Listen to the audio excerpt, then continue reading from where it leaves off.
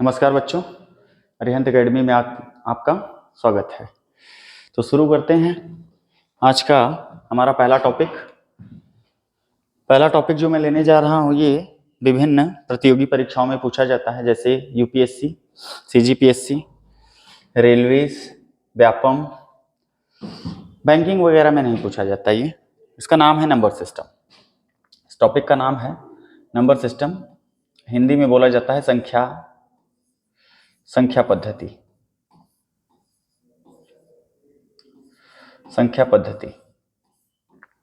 ठीक है, संख्या पद्धति। इंग्लिश में बोलेंगे इसको नंबर सिस्टम।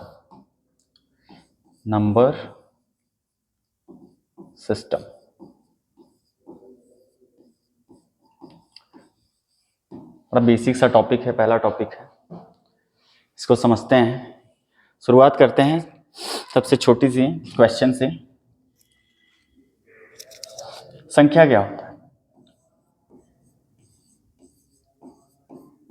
संख्या, जिसको इंग्लिश में नंबर बोला जाता है, संख्या होता क्या है? इसका कॉन्सेप्ट क्या है? क्या है संख्या? बताओ। चलो कोई बात नहीं, मैं बता देता हूं। संख्या जो होते हैं, नंबर जो होते हैं, वो प्रतीक होते हैं। प्रतीक को इंग्लिश में सिंबल्स बोला जाता है। ये सिंबल्स होते हैं।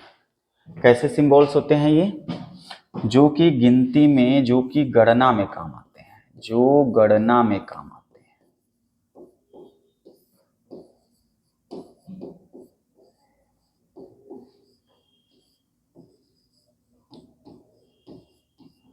ठीक है,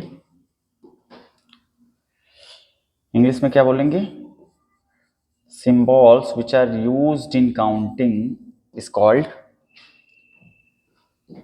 नंबर।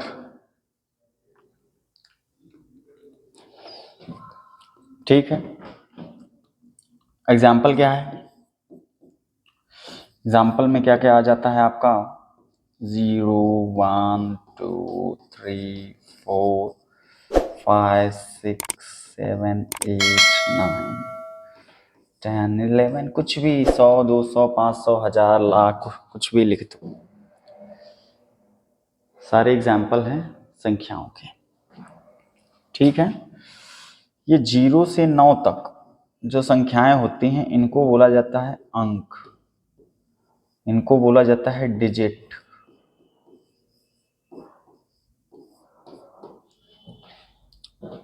ये अंक 0 से 9 तक अंक होते हैं। इन अंकों के इस्तेमाल करके संख्याएं बनाई जाती हैं। इनको भी संख्या बोलेंगे। 0 भी एक संख्या, 1 भी एक संख्या, 2 भी एक संख्या है। इनको अंक भी बोला जाता है। अंक सिर्फ 10 होते हैं, 0 से लेकर 9 तक होते हैं। संख्याएं अनंत हैं, संख्याएं बिल्कुल अनंत हैं।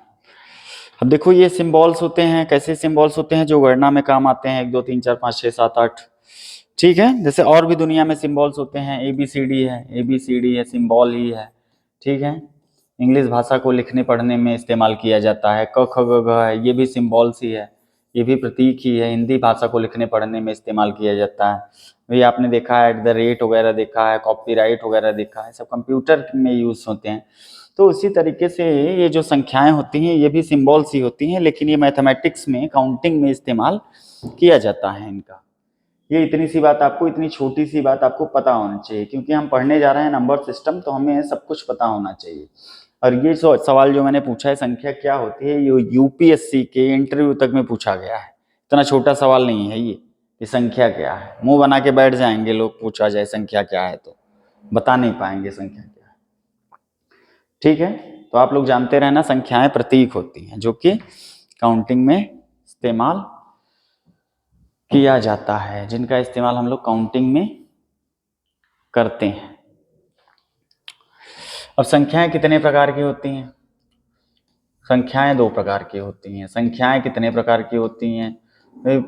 बताने लग जाएंगे, दुनिया भर के प्रकार बता देंगे। सम संख्याएं, विषम संख्याएं, भाज्य संख्याएं, भाज्य संख्याएं, कम से कम 14-15 प्रकार बता देते हैं बच्चे। और कुछ से पूछो तो बोलते ही नहीं, मुंह ही नहीं खुलता। तो छोड़ो, हटाओ। संख्याएं 2 प्रकार की होती हैं, नंबर दो टाइप का होता है इस दुनिया में, सिर्फ दो टाइप का नंबर प्राप्त होता है। पहला टाइप होता है, इसको बोलते हैं वास्तविक संख्याएं, वास्तविक। और दूसरा टाइप जो होता है उसको बोला जाता है काल्पनिक, काल्पनिक। ठीक है, संख्याएं सिर्फ दो प्रकार की होती हैं, वास्तविक संख्याएं, वास्तविक संख्याओं को इंग्लिश में हम लोग रियल नंबर बोलते हैं, और काल्पनिक संख्याओं को इमेजिनरी नंबर बोला जाता है। इतनी सी बात आप लोग समझ गए। तो इन दोनों में क्या फर्क होता है? काल्पनिक संख्याएं ऐसी संख्याएं होती हैं जो सिर्फ आपकी कल्पना मात्र में हो सकती हैं, ठीक है, भूत जैसी हैं। आपने भूत नहीं देखा है, उसी तरीके से काल्पनिक संख्याएं नहीं दिखती, ये आपकी कल्पना में प्राप्त होती हैं सिर्फ। इसका एग्जाम्पल क्या हो सकता है? इसका एग्जाम्पल देखो, काल्पनिक संख्याओं का होता है रूट के अंदर माइनस वाले नंबर। रूट के अंदर माइनस वाले जो नंबर होते हैं इनको काल्पनिक संख्याएं बोला जाता है। कुछ भी रूट के अंदर माइनस में हो, ठीक है, इन्हीं को बोला जाता है इमेजिनरी नंबर।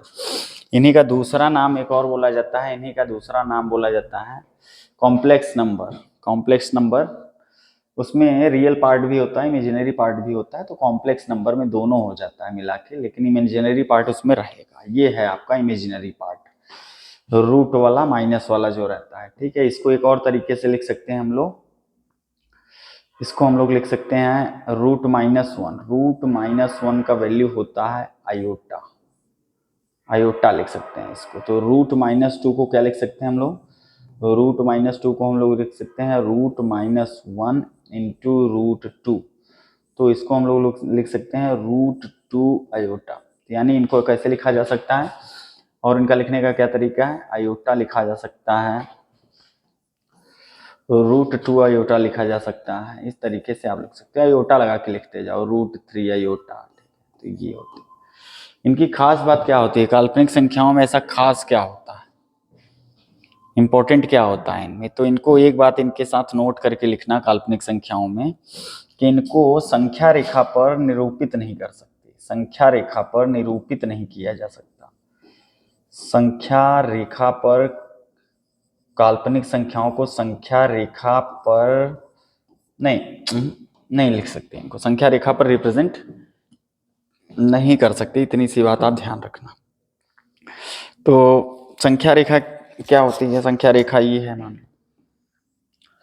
संख्या रेखा में यहाँ पे जीरो होता है, ये जीरो वाला क्षेत्र है, इसके आगे वन आएगा, फिर two three four five six, minus one minus two minus three minus four minus five minus six. संख्या रेखा की खास बात क्या होती है? संख्या रेखा में दाहिने साइड चलते हुए, राइट हैंड पे चलते हुए क्या होता है? वैल्यू बड़ी होती जाती है, ठीक है। यहाँ से ऐसा अगर चलोगे -7, फिर -6, फिर -5, फिर यहाँ पे 0, फिर 1, फिर 2, फिर 3, दाहिने साइड में चलते जाओ, वैल्यू बड़ी होती चली जाएंगी। संख्या रेखा की खास बात यही होती है। तो 0 से पीछे नेगेटिव नंबर इसीलिए आते हैं और 0 के बाद में पॉजिटिव नंबर इसीलिए आ जाते हैं। तो एक छोटा सा सवाल यहाँ पे मैं आपसे पूछूंगा और आप लोग उसका जवाब देने की कोशिश करिए कि अगर ये है √3, √3 का वैल्यू होता है 1.7329, ऐसा ठीक है। तो यहाँ पे मैंने लिखा √-3 और मैंने पूछा बताओ संख्या रेखा पर ये कहाँ पर आए, किस साइड में आएगा, ठीक है। संख्या रेखा पर ये किस साइड में आएगा, नंबर लाइन पर ये कहाँ पर आएगा। अब ये देख रहे हो इसकी वैल्यू कितनी है? 1 से ज़्यादा है पर 2 से कम है। तो अगर मैं संख्या रेखा यहाँ पे बना दूँ 0, तो पूछूं ये कहाँ पर आएगा? इस साइड में आएगा। इधर पॉजिटिव नंबर आते हैं और इधर नेगेटिव आते हैं, ठीक है। तो ये नेगेटिव है तो नेगेटिव 1-2 के बीच में हो जाएगा, ये पॉजिटिव 1-2 के बीच में है, तो किधर आ जाएगा? अभी ये मान लो ये -1 हो गया, ये -2 हो गया, तो कुछ बच्चे बता देंगे हाँ कि यहाँ पे आ जाएगा। ये क्या ये सही है? तो बिल्कुल ये सही नहीं है, क्योंकि क्या है, अभी मैंने बताया कि ये कैसा नंबर है, ये काल्पनिक संख्या है, इनको संख्या रेखा पे निरूपित नहीं किया जा सकता। तो इस तरीके का जवाब मत दिया करो आप लोग, जब कोई आपसे पूछे तो ये गुमराह करने की कोशिश की जाती है, ऐसे ही पूछा जाता है घुमा फिरा के सवाल, ताकि आप गलती करो। तो सीखो, थोड़ा कॉन्सेप्ट को समझो कि क्या है कैसे है, ठीक है। तो आपने अभी काल्पनिक संख्याओं को देख लिया, काल्पनिक संख्याएं क्या होती हैं आप बात को समझ गए हो। काल्पनिक संख्या हमारे सिलेबस का पार्ट है नहीं, इसलिए इसके बारे में बहुत ज़्यादा जानने की जरूरत है नहीं। कॉम्प्लेक्स नंबर वगैरह 12th क्लास में है, अगर जानना होगा तो थोड़ा बहुत पढ़ लेना। उसके बाद आते हैं हम लोग वास्तविक संख्याओं पर। वास्तविक, ये वास्तव में होती हैं, ये भूत टाइप की नहीं है, ये वास्तविक संख्याएं। वास्तविक संख्याएं, वास्तविक संख्याएं दो प्रकार की होती हैं। एक होता है परिमेय और दूसरा होता है अपरिमेय। ठीक है, परिमेय संख्या, अपरिमेय संख्या। वास्तविक संख्या यानी रियल नंबर। रियल नंबर का दो पार्ट हुआ। परिमेय, इसको बोलते हैं रेशनल। रेशनल, RATIONAL, ये हो गया रेशनल। अब इसका अपोजिट हो गया इरेशनल। तो रेशनल संख्याएं और इरेशनल संख्याएं, वास्तविक संख्याएं दो प्रकार की होती हैं, परिमेय संख्याएं और अपरिमेय संख्या। परिमेय संख्याएं क्या होती हैं? जिनको P/Q की फॉर्म में लिखा जा सकता है, Q 0 नहीं होना चाहिए। ये बहुत इंपॉर्टेंट है। P/Q की फॉर्म में जिनको लिखा जा सकता है वो होती हैं परिमेय संख्याएं। और परिमेय संख्याएं जिनको P/Q की फॉर्म में नहीं लिखा जा सकता, इनको नहीं लिख सकते आप P/Q की। P/Q लिख के काट दो, ऐसा आप बना ही नहीं सकते कभी। दुनिया में ऐसी संख्याएं हैं। तो इसका एग्जाम्पल क्या है? परिमेय संख्याओं का एग्जाम्पल क्या होता है? 3/5 हो गया, बटे में हो गया ना भाई, P/Q। P की जगह 3 आ गया, Q की जगह 5 आ गया, 5/12 हो गया, और 2 हो गया, और 7 हो गया, 100 हो गया। अब ये तो बटे में नहीं है, 2 बटे में नहीं है, तो बटा बना तो सकते हैं ना भाई। 2 को 2/1 लिख सकते हैं कि नहीं लिख सकते? लिख सकते हैं। 7 को 7/1 नहीं लिख सकते क्या? 100 को 100/1 नहीं लिख सकते क्या? बटे में बन तो गया ना। तो अगर बटा बना सकते हैं हम लोग, फ्रैक्शन बना सकते हैं इसका, ठीक है, प्रॉपर फ्रैक्शन बना दिया हमने तो हो गया, ये रेशनल हो गया। इरेशनल नंबर के साथ ऐसा नहीं है। इरेशनल संख्याओं को हम लोग कभी भी बटे में नहीं लिख सकते। तो इनका रूप कैसा होता है? इनका रूप इस तरीके का कुछ होता है। ये रूट में पाए जाते हैं, √2, √3, √5, √6, √7, √8 और √9 छोड़ दूंगा मैंने। अभी 4 छोड़ा है, 1 छोड़ा है, 4 छोड़ा है, 9 भी छोड़ूंगा। क्यों छोड़ रहा हूँ इसको? इसलिए छोड़ रहा हूँ कि देखो, √4 करते ही √4 होता है 2, और 2 को लिख सकते हैं हम लोग 2/1। उसी तरीके से मैंने 1 छोड़ा है, √1।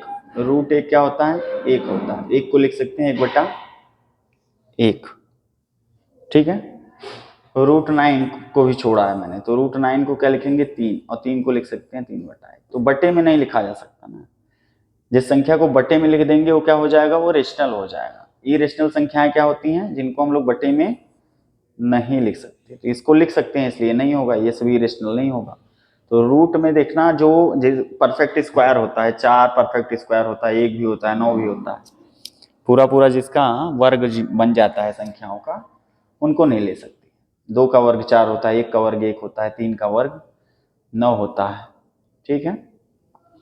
तो ये हो गया हमारा इरेशनल ऐसा दिखता है, रेशनल ऐसा दिखता है। लेकिन इनका दशमलव रूप भी हमें सीखना चाहिए कि इनका दशमलव कैसा दिखता है, ठीक है। तो ये परिमेय का दशमलव रूप कैसा दिखता है, जो परिमेय संख्याएं होती हैं। अच्छा, एक बात यहाँ पे पहले देख लेते हैं कि Q 0 क्यों नहीं हो सकता है? Q को 0 क्यों नहीं लिया जा सकता? मैंने बोला कि P/Q होना चाहिए, Q 0 नहीं होना चाहिए। तो इसका देखो कारण क्या है। पहले एक एग्जांपल लेते हैं, 1/0.1। इसका उत्तर आया, आप सॉल्व करोगे तो 10। 1/0.001, तो इसका उत्तर आया 1000, ठीक है। उसी तरीके से 1/0.12345, तो ये आ गया आपका 1 लाख।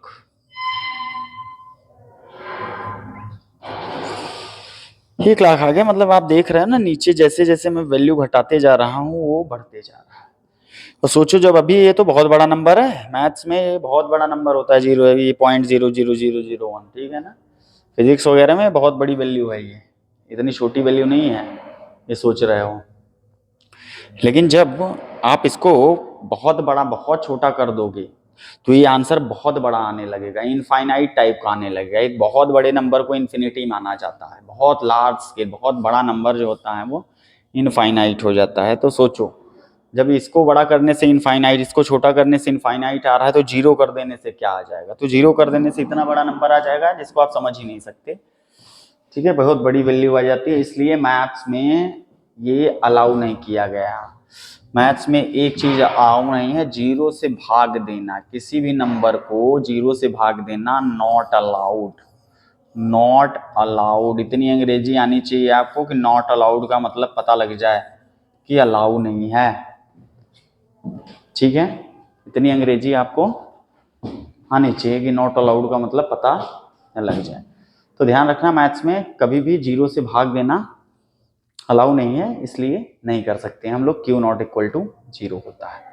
तो अब मैं क्या बताने वाला था यहाँ पर? हाँ, यहाँ पे मैं बताने वाला था आप लोगों को कि इसका रूप, अभी मैंने आपको इसका सिंपल साधारण रूप दिखाया था, अब मैं आप लोगों को इसका दशमलव रूप दिखाता हूँ। परिमेय संख्याओं का दशमलव रूप कैसा होता है और अपरिमेय संख्याओं का दशमलव रूप कैसा होता है।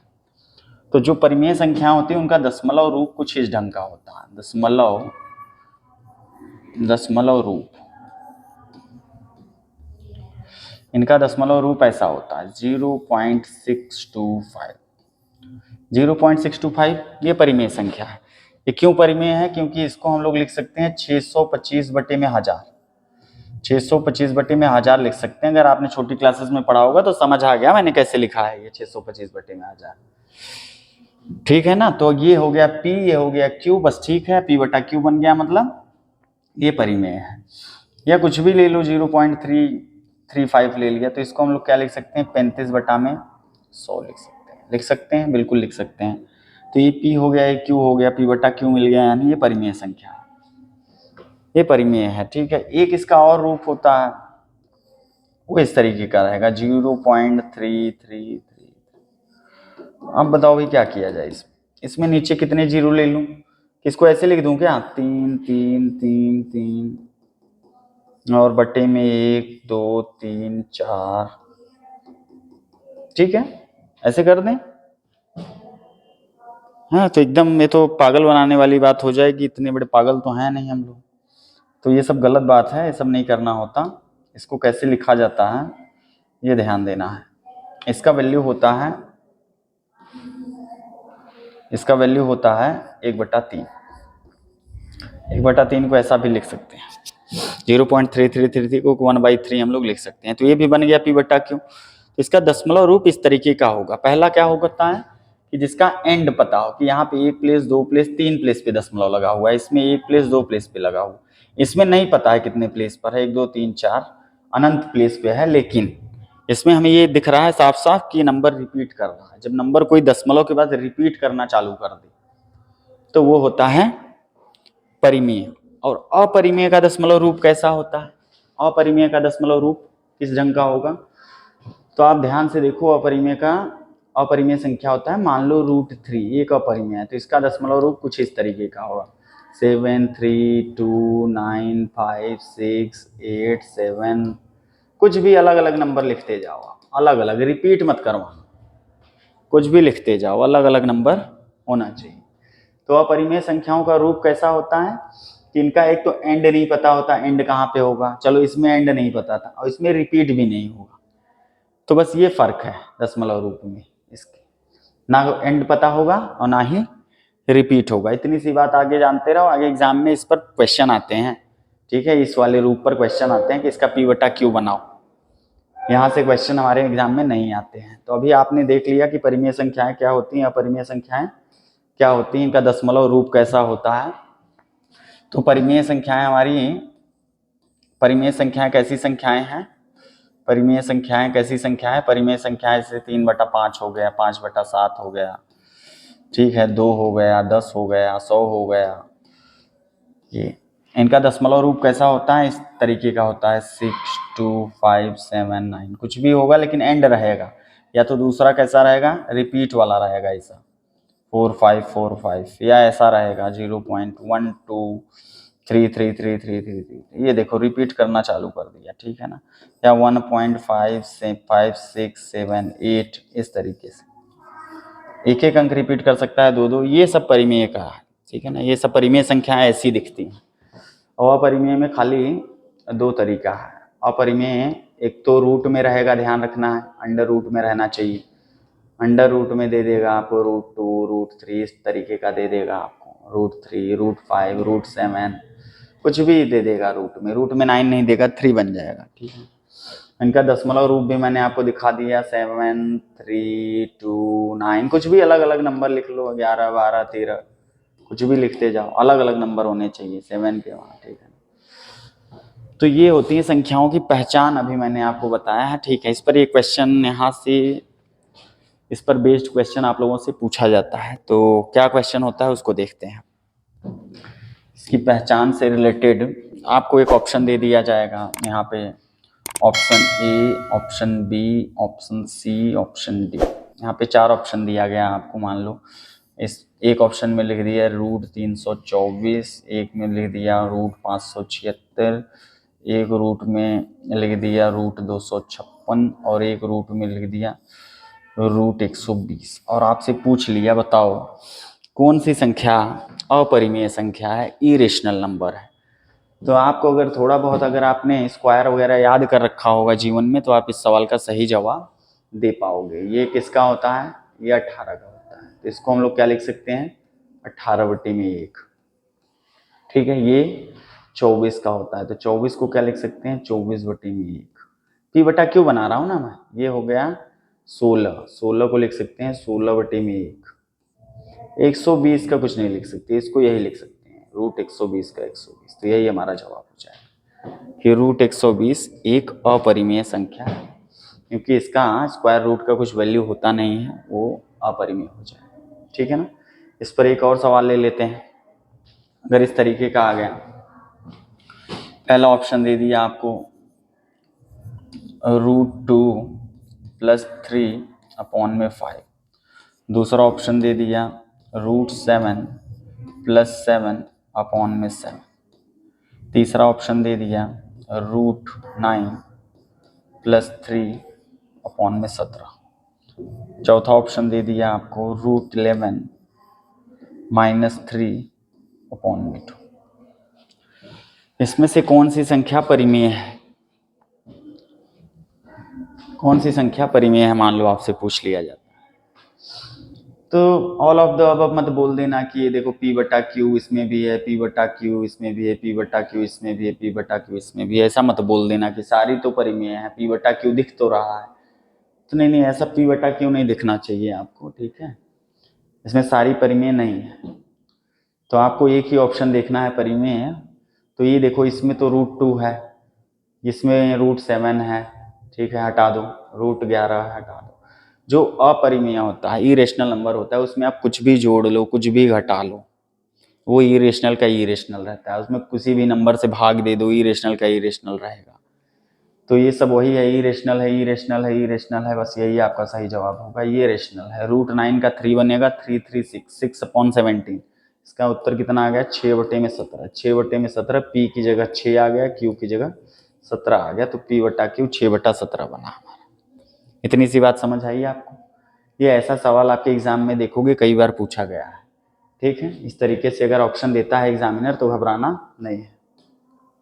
यहाँ पे देखो, ऐसा इस तरीके से दे दिया, ऑप्शन ए दे दिया √2 × √2 अपॉन में √2 × 2 + √3/5, ठीक है। दूसरा ऑप्शन दे दिया हमने आपको √7 × √7/3, ठीक है। तीसरा ऑप्शन दे दिया मैंने आपको √2 × √4/6, चौथा ऑप्शन आपको दे दिया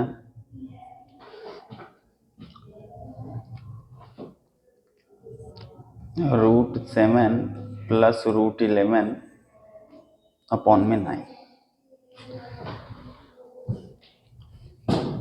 तो कौन सा हो जाएगा इसमें?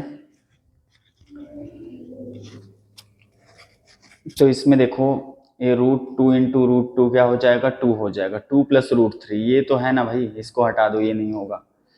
इसमें √7 इंटू √7 क्या हो जाएगा? 7/3। यही हमारा जवाब हो जाएगा, ये रेशनल हो जाएगा। बाकी इसमें क्या है? 4 दूने 8, √8 आ जाएगा। √8/6 हो जाएगा, ये भी नहीं होगा। ये √7 प्लस √11 ये तो होगा ही नहीं। तो आपने देखा ना कि जिसका p/q बनता है वो होता है रेशनल। तो यहाँ पे रूट था तो रूट था, तब भी रूट हट गया, गायब हो गया। तो इतना सारा ये आपको करना है।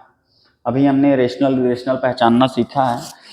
और देखो आगे हम क्या पढ़ेंगे, जो भी पढ़ेंगे वो हमारा रेशनल होगा। ई रेशनल हमारे सिलेबस का नहीं है। आपने बचपन से अभी तक MSc PhD तक जो भी पढ़ा है सब वो सब रेशनल ही पढ़ा है आपने, ठीक है ना। ई रेशनल हम लोग नहीं पढ़ते हैं, हमें ज़रूरत ही नहीं पड़ता ई रेशनल पढ़ने का। ये रेशनल ना हम लोग यूज़ करते हैं कहीं भी, ना ही एग्ज़ाम में पूछा जाता है। तो अभी हम लोग जो पढ़ेंगे नंबर सिस्टम सब रेशनल ही होगा। और तरीके से नेक्स्ट क्लास में मैं आप लोगों को बताऊंगा कि क्या पढ़ना है नंबर सिस्टम में और किस तरीके से सवाल पूछा जाता है। आप संख्याओं के बारे में जान गए हैं। चलिए आज के लिए बहुत है। Thank you for the day. मिलते हैं नेक्स्ट वीडियो में। बाय।